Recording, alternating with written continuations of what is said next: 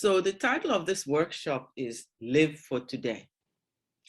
So I'm going to ask, what if you were told that you had only a certain amount of time left?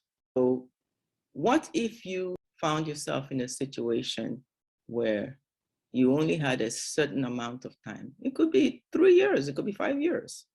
It doesn't really matter. But you know that there is a set, shall we use the word time limit? What would you do with it? What would it mean to you? How would you deal with it, respond to it? I do this in my work as a deaf educator, and we ask this question. And for myself, I would just say, I would do what I'm doing and connect, spend more time as possible with family and friends. Because I just think that it's really just about the time spent, not so much accomplishing something. I just agree with her completely. That's what I would do. Spend time with friends and family. Mm-hmm. And hopefully travel with some of them. I think I would spend more time, or I would enhance the time I spend here in this life with my connection with God and the source of joy. Deepen. And really connect with the source, so that as I leave the physical, I'm just at peace. I would spend less time worrying about useless things, about, the little things. I think I would look for ways to have joy in little things. And I think that I would get my poetry together to be published, and I would really work on the joy piece and let go of little things that I can be discontent about. All right, so let's ask a slightly different question. What if today is your last day? Tomorrow, it's over. Would that change anything? How would you think of it? What would you think or do or feel differently? I don't think I would change anything. I think I would take walks outside and connect with my kids, probably with my kids and family, and just have the conversations with them and take them walking with me to the beach, so that we're outside and we're in nature, but we're connecting. I would take a last walk to the beach with my husband and my son, and I would just reassure that we're forever connected. I think that I wouldn't do too much differently either. I start my day with quiet time and connecting to the Creator, and I think that I would go outside, and I think that I would tell everyone that I'm thankful for them. I think that I would say thank you for being in my life and all the things I've learned from you, and I think that's what I would do. So why is talking about this arousing emotion in you? You're talking to me? Yeah, because I can. Well, I'm kind of emotional anyhow. I mean, maybe I don't thank people enough. Maybe I don't thank people enough in the present time. Maybe I just look for all the things that are wrong instead of all the things that are right. It's like that would be sad to have to say goodbye to some people. I would say that I would have to fight some anxiety, because the uncertainty about what's next. And I think I'd have a certain sadness, because there's so many things I love about where I'm at and the people I'm connected with. And I hope that connection continues after I'm gone, you know, or have changed my energy into something else. There's a little bit of sadness. Yeah. So uncertainty and sadness. I would spend time with my family, also outdoors. I feel like I know you can't control what anyone does, but I would encourage them to try to connect with me on a spirit energy level after I'm gone. That hopefully, I mean, I don't even know, but I would say find me in your meditation or in nature. I would try to, it would be sad, but I would try to make it like we were still connected, that we can still be connected, because I still feel connected with my crossed over loved ones who have passed, but I had to read certain books and get in a certain frame of mind. Earlier in my life, I felt very sad. Now I feel connected and feel like I can find them. So I would encourage them to do that and probably give them a list of my favorite books. Yeah, sadness, but I would try to encourage connection, love, go inside. So the third question would be, what if we all realize that we all human beings have only a certain short time and then we're all gone? Whatever it is, something that will just wipe us all out. Would that make any difference to what we would do? Not just you as an individual, but everyone, including your loved ones. I think that if everybody knew about it, that there would be a lot more conversation and gratitude, and maybe from my perspective, giving some calm, like we're all in this together, you know, we're going on another journey, and just be in that reminder of, you know, perfect order. Okay. So you would work on maintaining calm in the middle or in the face of Yeah, anxiety. being in the vortex. Yeah. Okay. So let's just think about that vortex. Look back over the history of humankind. Humankind has been through these vortexes again and again and again.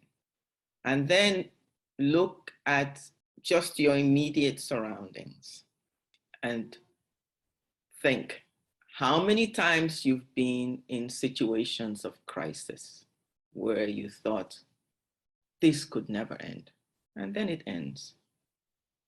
You come out of it, only to get into another situation of crisis down the road, right? So every day in your life, you're having experiences. Sometimes they're experiences of crisis, and then other times they're experiences of joy, happiness, and that kind of thing. Each day, something is happening. How do you measure the passing of time in your life, in your existence?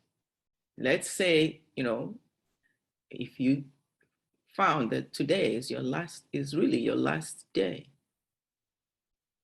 it's still going to be today, right? And yesterday is already gone.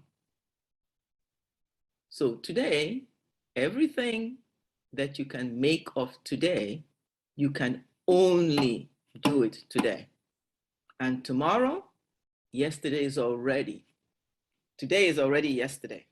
Think about that a little bit deeply, okay? Just think about it a little bit. Today is yesterday's tomorrow. Tomorrow, today has already become yesterday. You can't go back and retrieve it. You can't go back and change anything about it. Now, extend that idea to the hours of the day. and then Great. extend it to minutes, and then extend it to moments. So, in fact, your life, my life, your existence is a series of moments. That's really what it is. Now, if you think of it as a series of moments, how do you, if somebody were to ask you, tell me about that moment, pick any moment you want, but tell me about that moment, how would you tell it? Yes. First of all, thank you so much for asking this question, because I think it's such an important question, especially nowadays, that we start thinking about this. And second of all, when you said today is already yesterday, and that everything that we experience right now is already the past.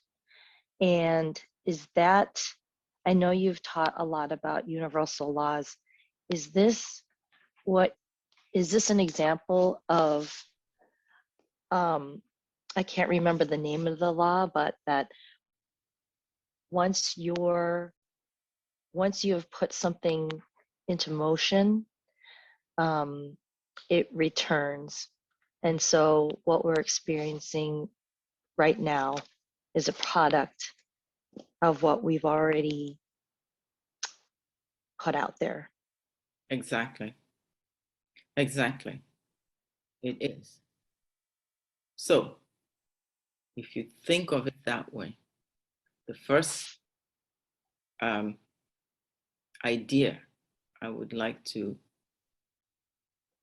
ask you to just think about.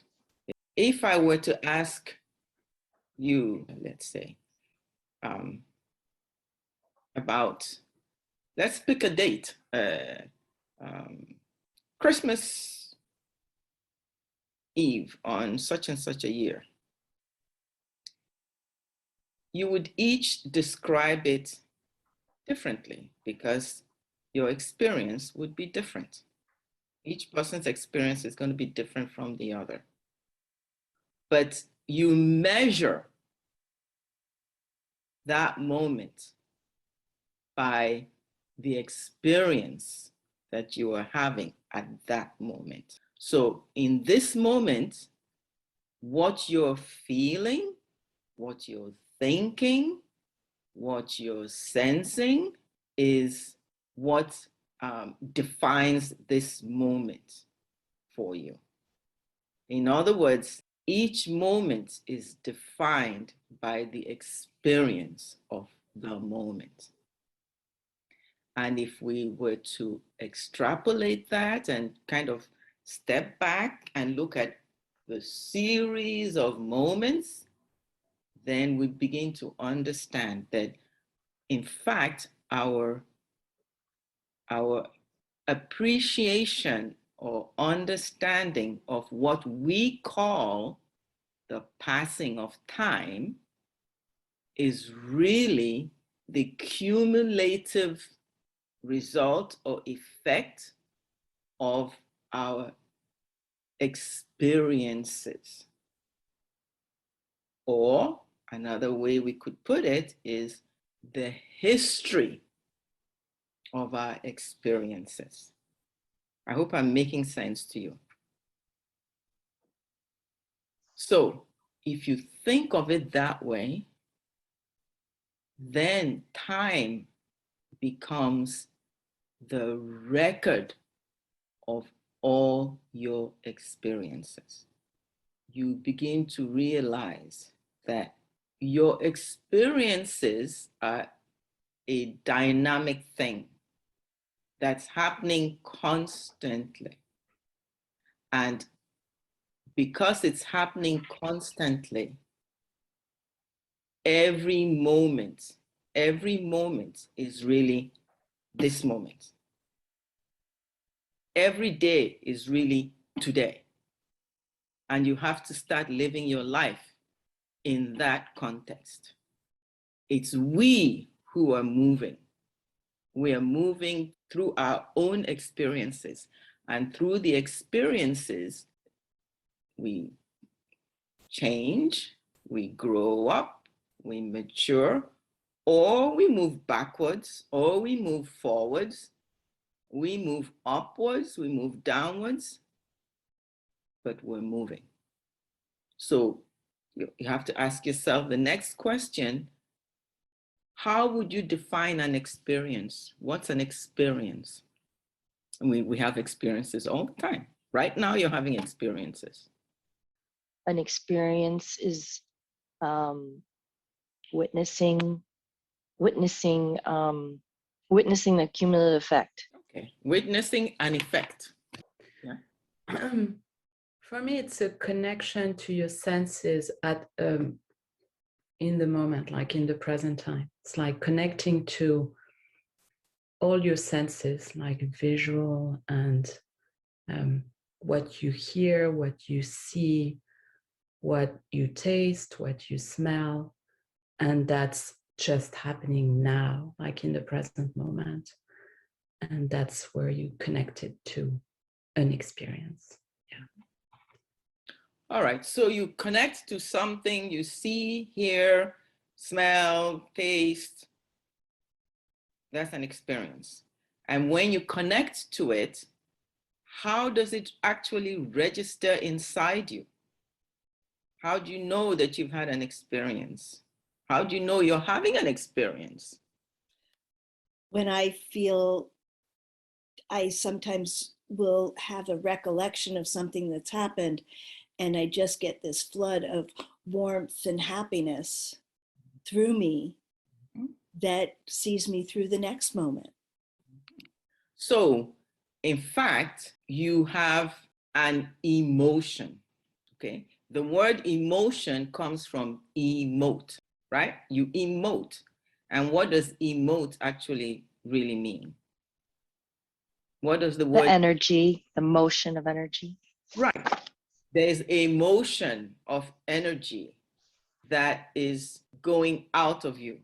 When we use E before the word, it means going out, like emigrate. You're going away from your country.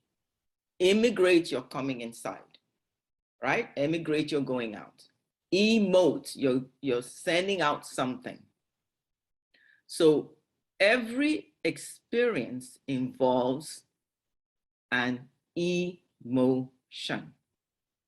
And how do we emote? We emote in our thoughts, our words, and by an action. There is no other way.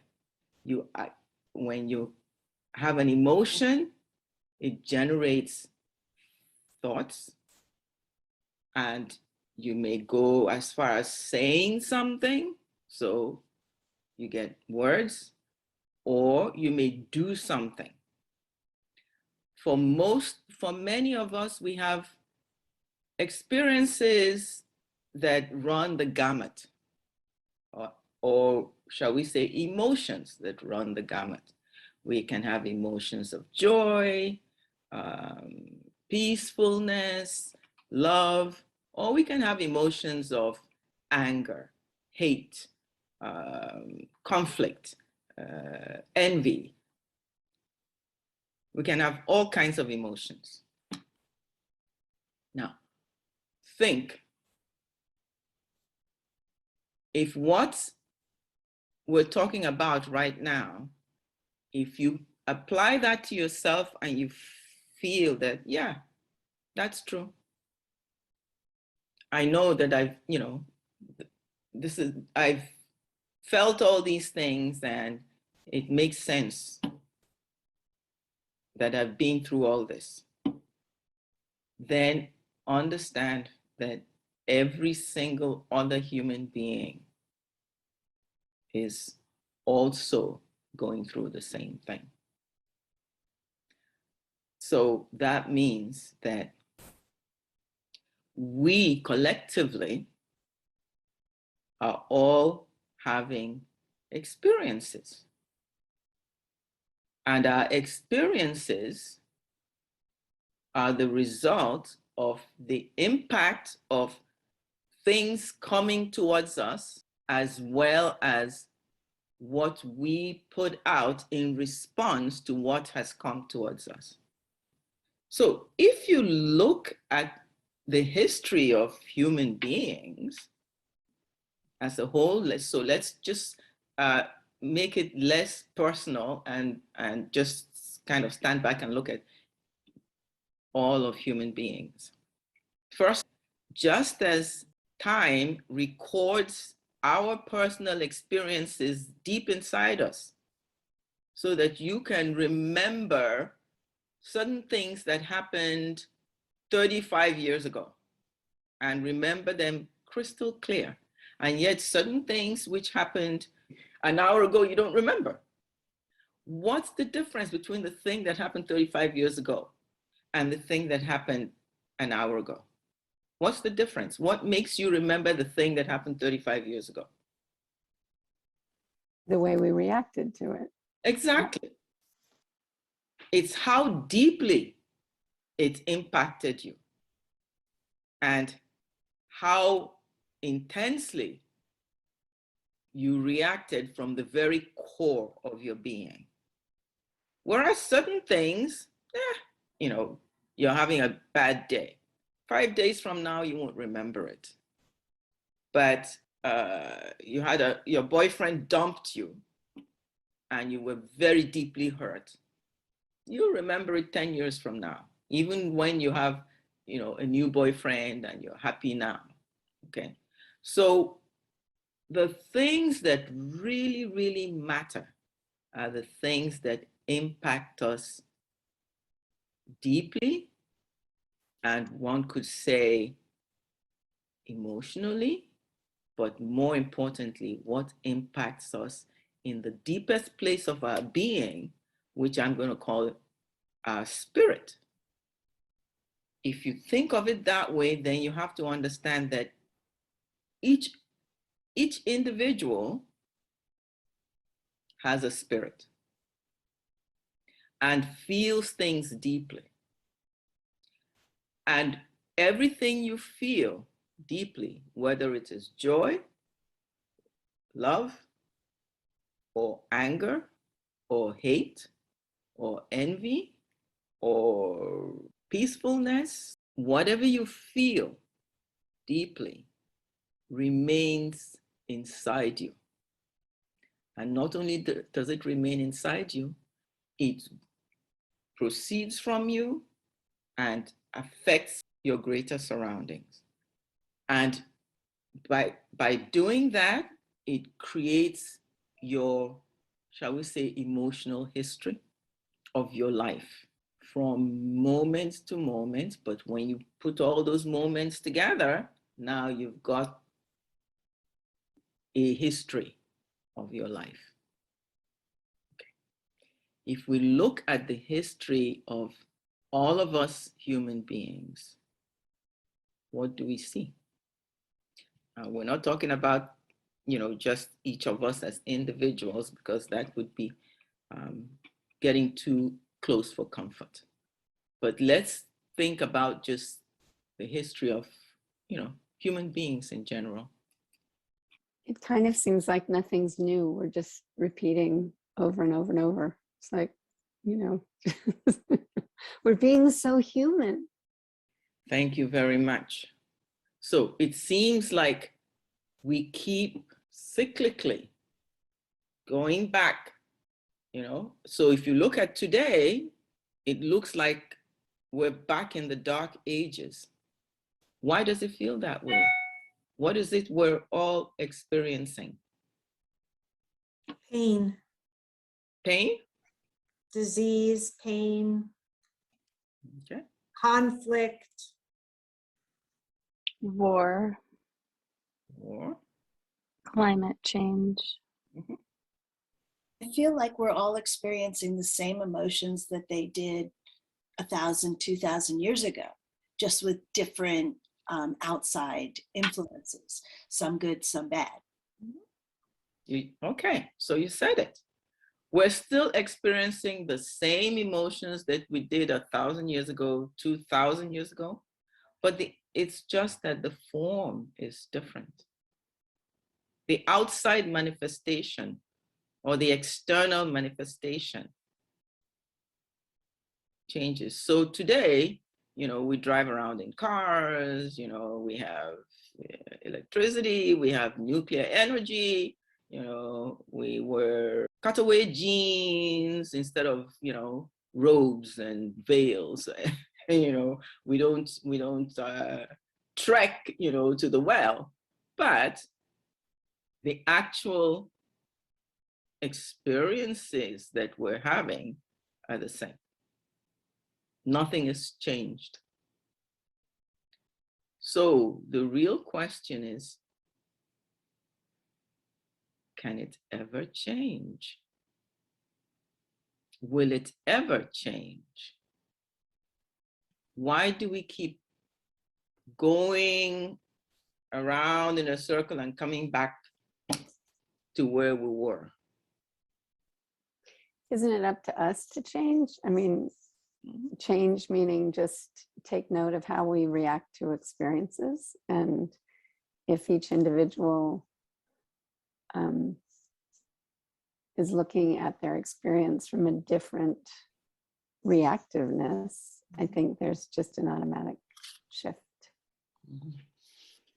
Okay. Or is it our fate? You said, is it our fate? Yes, we have to actively go towards the destiny. Okay, so what's the destiny? The destiny is whatever that you choose it to be, and to be able to change course of this vortex and choose to change what happens into something that you choose, and hopefully collectively. And how would we ever get to a collective? Isn't I it don't know always if individual? I don't know. See, I mean, I don't know, right? I mean, it's like so many civilizations have risen and fallen, and I don't know. I think Dr. Kenzie knows, though. No. I feel like there's an answer here. This is a conversation. But I'll tell you one thing I know. One thing I know is that everything that's happening to us as quote unquote humanity, if we're able to acknowledge it, accept it, that yeah, humankind has been going around in circles, and if we can accept that, then the next thing we need to accept is that humanity is made up of individuals, of which we are part. We are also individuals within humanity. So whatever it is that applies to humanity applies to the individuals in humanity. And so the third thing that we have to come to grips with is that it applies to me and it applies to you. It's not just those people out there. It's us. So why is it that humanity is living the same nightmare over and over? And when you go one step farther, why am I living the same nightmare over and over? It would be, we try to convince ourselves that no, it's not my nightmare, it's everybody else's nightmare. But in fact, it's my nightmare and it's your nightmare. We're all living a nightmare. So when some of the pictures first came out around Ukraine, the first thing I really started feeling inside myself was, is there any place I'm not at peace? Is there any place where I'm at war? Or is there any place where in a relationship, I'm not truly at peace? And I started feeling that was one of the best things I could do for change, not to say I didn't donate or do other things, but that's what struck me right away because it was so blatant. This one really got deeper in terms of asking that question within. Very true.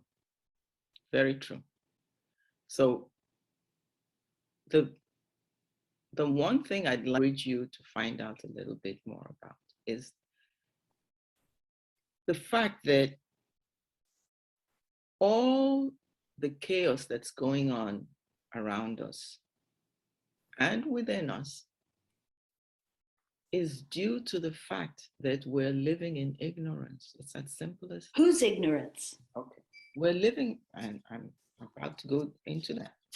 We're living in ignorance of the natural laws of the universe.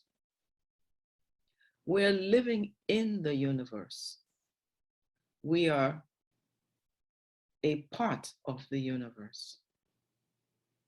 Just like the animals, the trees, the planets, everything is inside the universe. And the universe is a closed system.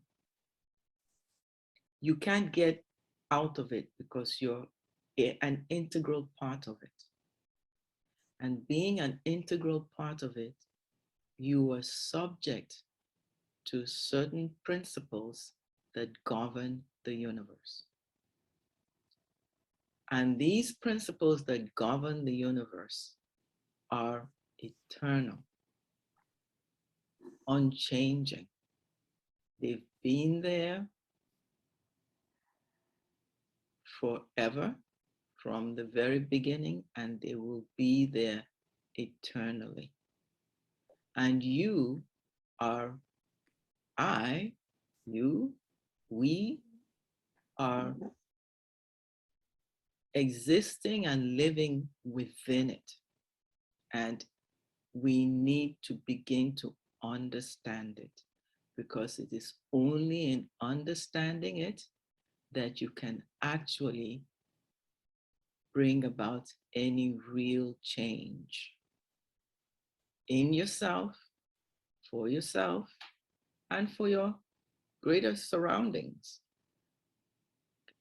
And when you bring about change in your surroundings, individual people bring about change in their surroundings, things will gradually change. What has happened is that we have lived with our own personal desire to make things work better. And that's laudable, but we need to understand how the universe works. For example, in the Middle Ages, people believed that the sun rotated around the earth, and they built all their ideas on it. And later on, we come to learn that no, the earth rotates around the sun, or revolves around the sun.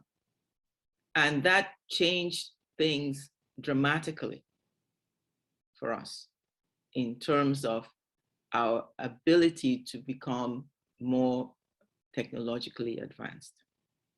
In the same way, we have to start understanding that life doesn't revolve around us, but we are rotating within it.